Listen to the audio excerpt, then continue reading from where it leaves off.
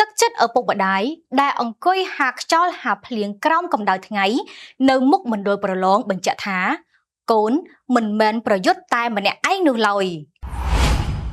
ទឹកចិត្តរបស់ឪពុកម្ដាយដែលអង្គុយរងចាំកូននៅមុខមណ្ឌលប្រឡងរាប់ម៉ោងក្រោមរស្មីព្រះអាទិត្យឬក្តៅស្អុះស្អាប់ក្រោមមេឃរលឹមគឺជារូបភាពនៃក្តីស្រឡាញ់ភាពអត់ធ្មត់និងការលះបង់ដ៏បរិសុទ្ធឥតលក្ខខណ្ឌក្នុងថ្ងៃប្រឡងសញ្ញាបត្រមធ្យមសិក្សាទុតិយភូមិឆ្នាំសិក្សា2025-2026របស់កូនពួកគាត់ជុំវិញទស្សនវិជ្ជាមួយនេះយើងអាចមើលឃើញអំពីទឹកចិត្តរបស់ឪពុកម្ដាយអាណាព្យាបាលគ្រប់រូបតាមរយៈចំណុចសំខាន់មួយចំនួនដែលបង្ហាញអំពីកម្លាំងចិត្តនិងចិញ្ចឹមបង្អែកការមានវត្តមានរបស់ពួកគាត់នៅទីនោះគឺជាសារឥតព្រៀងទុកមួយដែលប្រាប់កូនថាកូនមិនមែនប្រយុទ្ធតែម្នាក់ឯងនោះទេវាជាបង្អែកផ្លូវចិត្តដ៏រឹងមាំដែលធ្វើឲ្យកូនមានទំនុកចិត្តនិងអារម្មណ៍កក់ក្ដៅពេលដើរចេញពីបន្ទប់ប្រឡងក្តីសង្ឃឹមនិងការព្រួយបារម្ភទន្ទឹមគ្នាបេះដូងរបស់ពួកគាត់លោតញាប់មិនចាញ់កូននៅក្នុងបន្ទប់ប្រឡងនោះឡើយគាត់បារម្ភខ្លាចកូនធ្វើវិញ្ញាសាមិនបានល្អខ្លាចកូនស្រែកទឹកវិលមុខឬបាក់ទឹកចិត្តរាល់នាទីដែលរងចាំគឺជាការប្រមូលផ្ដុំនៃក្តីសង្ឃឹមចង់ឃើញកូនមានអនាគតល្អ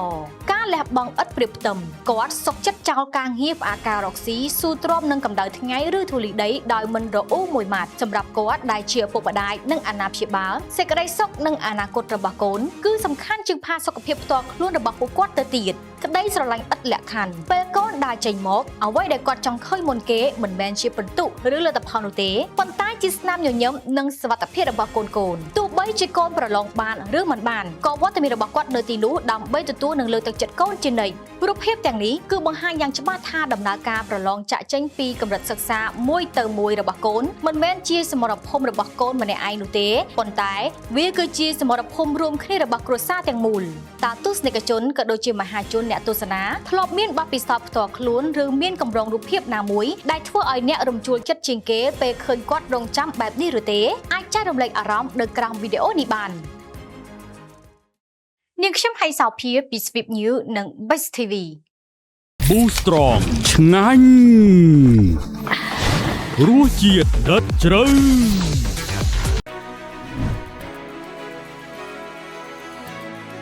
Sweep News and Best TV ព័ត៌មានក្នុងដៃអ្នក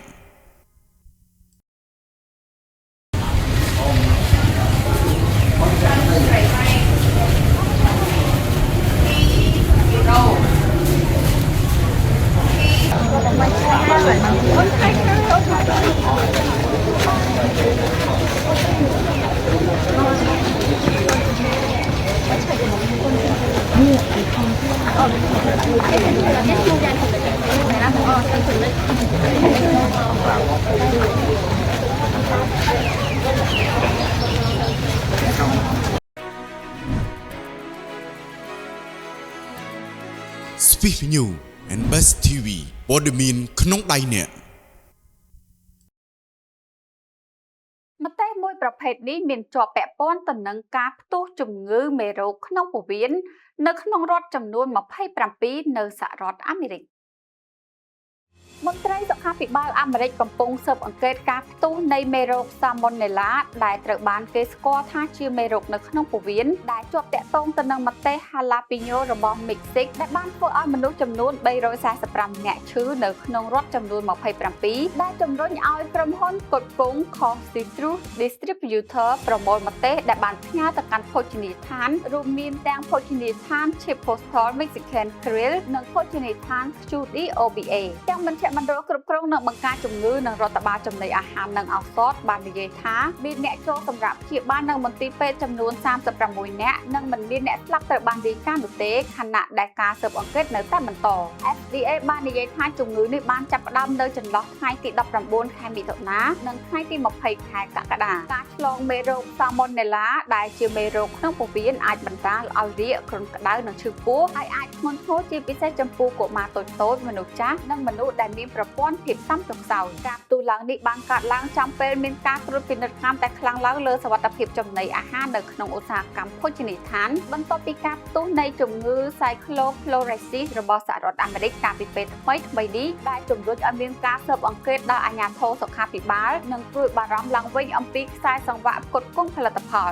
FDA និង CDC បានភ្ជាប់ការផ្ទុះនៃជំងឺនេះទៅនឹងសាឡាត់ដែលត្រូវបានដាក់បម្រើនៅភោជនីយដ្ឋាន Taco Bell របស់ក្រុម ក្រុមហ៊ុន Yam Brand ហើយក្រោយមកត្រូវបានកំណត់អត្តសញ្ញាណប្រតិបត្តិការពីក្រុមហ៊ុន Taylor Farm នៅកណ្ដាលប្រទេសមិចស៊ិកថាជាប្រភពមកពីសាឡាត់ទីភ្នាក់ងារនេះបានពង្រីកការស៊ើបអង្កេតជំងឺ Cycloplorasis ដល់រដ្ឋចំនួន15នៅសហរដ្ឋអាមេរិកក្រុមហ៊ុន Chipotle ពីមុនបានប្រឈមមុខនឹងការផ្ទុះឡើងនៃជំងឺដែលបណ្ដាលមកពីអាហារជាបន្តបន្ទាប់ដែលប៉ះពាល់ដល់ការលក់និងបាននាំឲ្យមានការអនុម័តនីតិវិធីសុវត្ថិភាពចំណីអាហារដ៏តឹងរ៉ឹងជាងមុនការផ្ទុះឡើងនៃជំងឺនេះតាក់ទងទៅនឹងម្ទេស Jalapeno ពីក្រុមហ៊ុន Sinalao ហើយទីភ្នាក់ងារសុខាភិបាលបានភ្ជាប់ការផ្ទុះឡើងនៃជំងឺនេះទៅនឹងម្ទេស Jalapeno ដែលផ្គត់ផ្គង់ដោយអ្នកដាំដុះធម្មតាម្នាក់នៅទីក្រុង Sinalao ប្រទេសមិចស៊ិកនិងចែកចាយនៅសហរដ្ឋអាមេរិកដោយក្រុមហ៊ុន Citrus Distributor FDA បាននិយាយថាក្រុមហ៊ុនបានយល់ព្រមប្រមូលផលិតផលដែលនៅសល់មកវិញហើយកំពុងជូនដំណឹងដល់អតិថិជនដែលរងផលប៉ះពាល់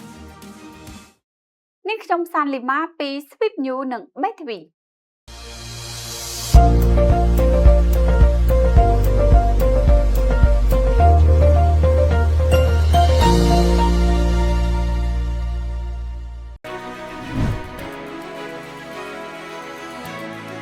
Sweep News and Best TV ព័ត៌មានក្នុងដៃអ្នក អ៊ីរ៉ង់បានបង្ហោះវីដេអូមេដឹកនាំកម្ពុជារបស់ខ្លួនជាលើកដំបូងក្នុងរយៈពេលប្រមាណខែបន្ទាប់ពីរងការគំរាមកំហែងធ្វើឃាតអ៊ីរ៉ង់បានចេញផ្សាយវីដេអូមួយដែលមិនមានការបរិច្ឆេទរបស់មេដឹកនាំកម្ពុជា Mojtaba Khamenei បន្ទាប់ពីប្រព័ន្ធផ្សព្វផ្សាយអ៊ីស្រាអែលបានរាយការណ៍ថាលោកត្រូវបានបញ្ជូនទៅកាន់មន្ទីរពេទ្យនិងស្ថិតក្នុងស្ថានភាពធ្ងន់ធ្ងរទីភ្នាក់ងារសារព័ត៌មាន MEHO ពាក់កណ្ដាលផ្លូវការរបស់អ៊ីរ៉ង់បានចេញផ្សាយវីដេអូមួយដែលមានរយៈពេលជាង10វិនាទីនៅថ្ងៃទី8ខែសីហាដែលបង្ហាញអំពីមេដឹកនាំកម្ពុជាអ៊ីរ៉ង់លោក Mojtaba Khamenei មានសុខភាពល្អនិងកំពុងតែអង្គុយជជែកជាមួយនឹងមនុស្សជាច្រើនចុងក្រោយដែលអ៊ីរ៉ង់បានចេញផ្សាយរូបភាពរបស់លោក Mojtaba គឺនៅក្នុងខែមីនាវីដេអូនេះគឺទទួលបាននូវការចាប់អារម្មណ៍យ៉ាងខ្លាំងនៅលើបណ្ដាញសង្គមហើយក៏ត្រូវបានចែករំលែកដោយគណនីជាច្រើនទៀតទោះជាយ៉ាងណាក៏ដោយសារព័ត៌មាន MEHO News មិនបានបង្ហាញពេលវេលានិងទីតាំងនៃការថតនោះទេដែលនាំឲ្យមនុស្សជាច្រើនជឿថាវាគឺជាឯកសារដែលបានថតទុកជាមុនលោក Jason Brodsky នាយកគោលនយោបាយរបស់ UANI ដែលជាអង្គការមិនស្វែងរកប្រាក់ចំណេញដែលមានមូលដ្ឋាននៅអាមេរិកហើយប្រឆាំងនឹងអ៊ីរ៉ង់ដែលមានអាវុធនុយក្លេអ៊ែរបាននិយាយថានេះគឺជាវីដេអូចាស់មួយដែលបានចែកចាយតាំងតែពីខែមីនាការពិតដែលថាកាសែត MEHO News ត្រូវបានបង្ហោះវីដេអូចាស់របស់លោក Mojtaba ឡើងវិញគឺជាសញ្ញាគួរឲ្យកត់សម្គាល់មួយសារព័ត៌មាននេះគឺជាស្ថាប័នព័ត៌មានមួយដែលដំណើរការដោយអង្គការអភិវឌ្ឍអ៊ីស្លាមដែលមានទំនាក់ទំនងជាមួយរដ្ឋាភិបាលអ៊ីរ៉ង់ដូចជាចលនាមួយដើម្បីបដិសេធការស្មានទុកមុនជុំវិញសុខភាពរបស់លោក Mojtaba ប្រព័ន្ធផ្សព្វផ្សាយអ៊ីស្រាអែលក៏បានរាយការណ៍នៅថ្ងៃទី7ខែសីហាថាលោក Mojtaba គឺស្ថិតនៅក្នុងស្ថានភាពធ្ងន់ធ្ងរបំផុតបើតាមកាសែត Jerusalem Post ដោយដកស្រង់ប្រភពព័ត៌មានដែលមានព័ត៌មានរាយការណ៍ថាមេដឹកនាំអ៊ីរ៉ង់មានការព្រួយបារម្ភអំពីសុខភាពរបស់មេដឹកនាំកម្ពុជាប្រភពមួយបាននិយាយថាយើងនឹងមិនភ្ញាក់ផ្អើលទេប្រសិនបើយើងទទួលបានដំណឹងអំពីការធ្វើទុក្ខរកម្មរបស់គាត់ក្នុងអំឡុងពេលចាប់នេះលោក Mojtaba គឺបានរងរបួសនៅថ្ងៃទី28ខែកុម្ភៈនៅក្នុងការវាយប្រហារតាមអាកាសជាលើកដំបូងនៃយុទ្ធនាការអាមេរិកអ៊ីស្រាអែលមេដឹកនាំកម្ពុជាអ៊ីរ៉ង់រូបនេះមិនបានបង្ហាញខ្លួនជាសាធារណៈទៀតនោះទេចាប់តាំងតែពីការឡើងកាន់តំណែងក្នុងខែមីនាអវត្តមានរបស់មេដឹកនាំកម្ពុជាបានជំរុញឲ្យមានការសង្ស័យជាច្រើនអំពីសុវត្ថិភាពក៏ដូចជាសុខភាពរបស់គាត់និងទូនាទីជាក់ស្ដែងនៅក្នុងរចនាសម្ព័ន្ធអំណាចថ្មីរបស់អ៊ីរ៉ង់ប្រធានាធិបតីអ៊ីរ៉ង់លោក Masoud Pezeshkian បាននិយាយនៅថ្ងៃទី7ខែឧសភាថាលោកបានជួបជាមួយនឹងមេដឹកនាំកម្ពុជា Mojtaba ហើយកិច្ចប្រជុំនេះគឺមានរយៈពេល2ម៉ោងកន្លះចំណែកឯលោក Mazahar Hosseini ប្រធាននាយកដ្ឋានពិធីការនៃការិយាល័យមេដឹកនាំកម្ពុជាក្រៅមកក៏បាននិយាយថាលោក Mojtaba Khamenei បានជាសះស្បើយពេញលេញពីសុខភាពរបស់គាត់ទោះបីជាគាត់មិនទាន់អាចបង្ហាញខ្លួនជាសាធារណៈក៏ដោយនាងខ្ញុំហៃសោភាពី Sweep News និង Best TV រំលោះឥតការប្រាក់រហូតដល់ការសាងសង់ស្ពានរួចរាល់គ្រប់គម្រោងក្នុងក្រុងអរិយខ្សាត់ផ្ទះបង់ត្រឹមតែ$199ក្នុងមួយខែខុនដូបង់ចាប់ពី$149ក្នុងមួយខែដីឡូបង់ចាប់ពី$99ក្នុងមួយខែទីតាំងស្ថិតនៅក្បែរគម្រោងស្ពានមិត្តភាពកម្ពុជាកូរ៉េក្រុងអរិយខ្សាត់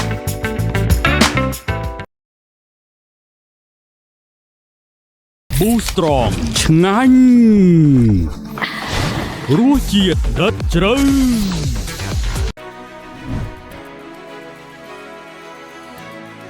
Sweep News and Best TV ព័ត៌មានក្នុងដៃអ្នក